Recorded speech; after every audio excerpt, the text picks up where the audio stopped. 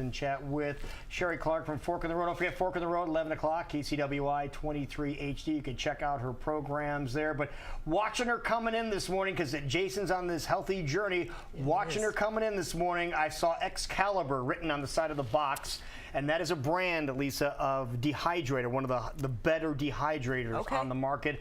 And we do a little dehydrating ourselves over here, I might add. But she says you can do more than beef jerky.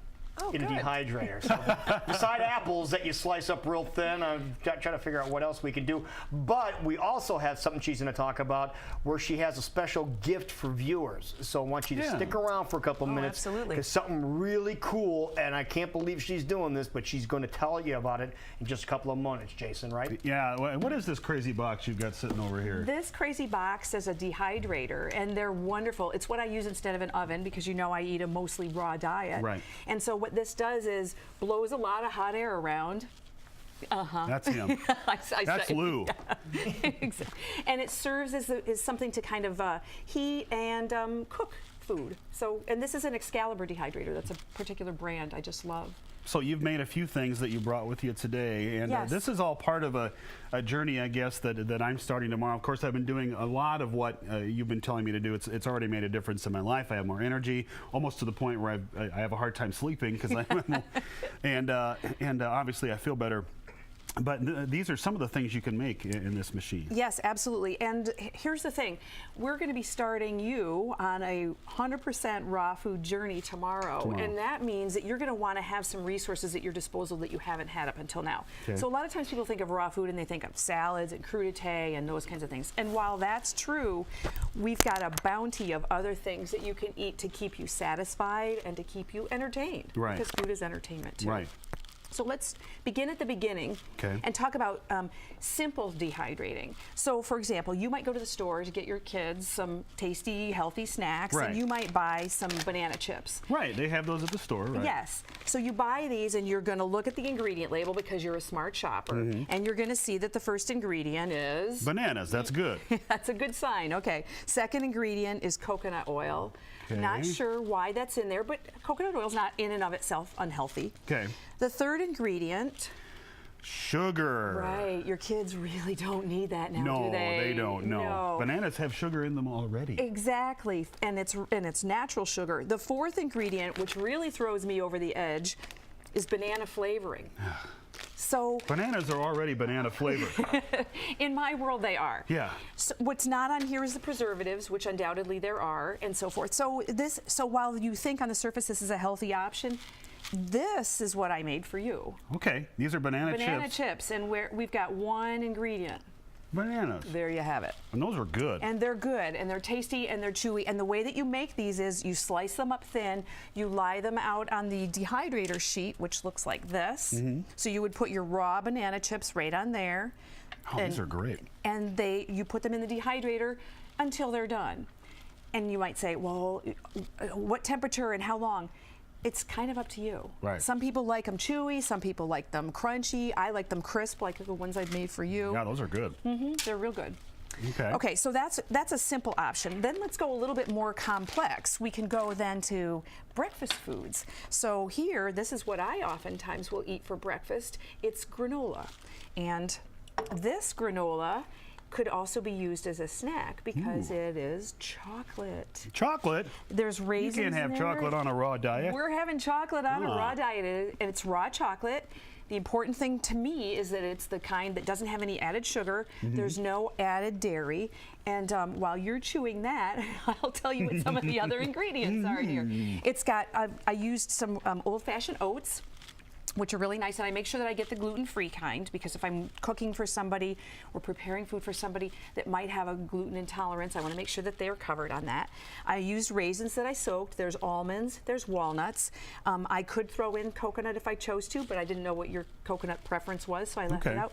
Very good. Goji berries, I can put in whatever I want. And you, as you said yesterday, chocolate is a flavor. Yeah.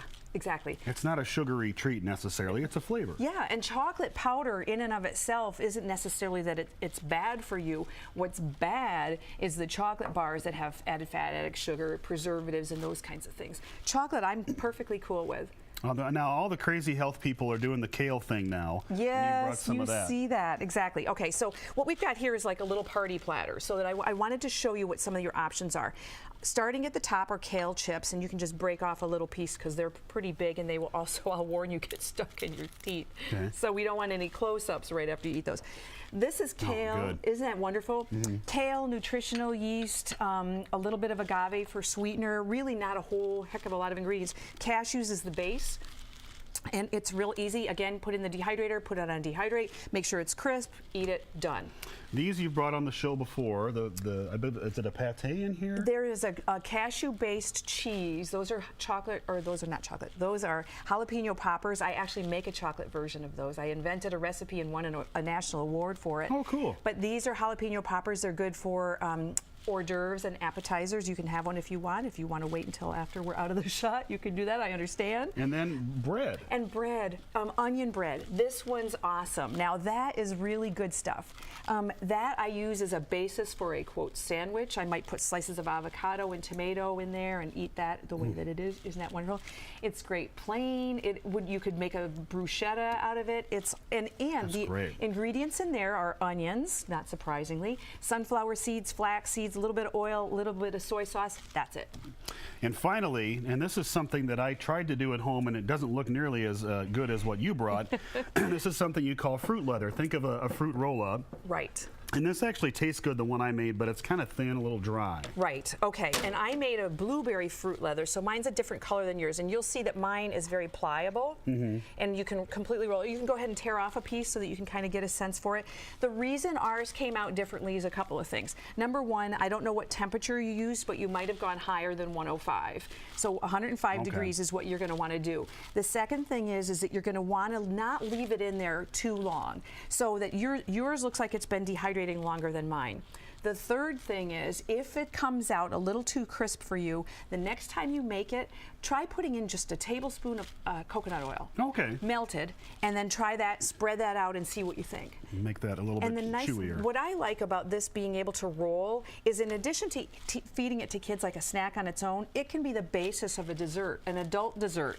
When I say adult dessert, I don't mean like an alcoholic beverage kind of a thing, but what I mean is put in some fruit, put a sauce on top, roll it. It looks like a cannoli. Now tomorrow I'm starting a 21-day raw journey with your help, and you're going to allow viewers to come along if they'd like as well. I am. I would really like to invite people to please go to wait a second. Send me an email to info@fork-road.com. And what you're going to be doing is you're going to be joining us on a 21-day raw journey. This normally is something I charge $147 for. It's free just to viewers at KCWI. And you're going to get a daily email from me, all kinds of recipes, all kinds of coaching tips and that type of thing. And I really hope that people will join us. And I tell you, I feel better. I have a lot more energy. I've lost weight. So if you want to give it a try, I'm telling you, it's totally worth it. This is the time to do it. All I ask in return is that you give me feedback as we go. If you tell me what you like about the program, what you don't like, it's a free-for-all. Thank you very much. Yeah, you're welcome. And I'll be in touch with you because I got to get going on this tomorrow. You do. But Lou and Lisa, you going to come along? Come on, yummy food over here. It doesn't cost anything, almost $150 value for KCWI viewers. So take advantage of that, folks. So jump online. Absolutely. Shoot her an email. You said you're going to try that too. There'll be recipes. That's even if you go for the whole thing or you pick and choose a few things here and there, I think that any step toward better health is a great idea. Right. Don't forget Fork in the Road Sunday mornings 11 o'clock right here on KCWI 23 HD. Stick around. We'll be right back.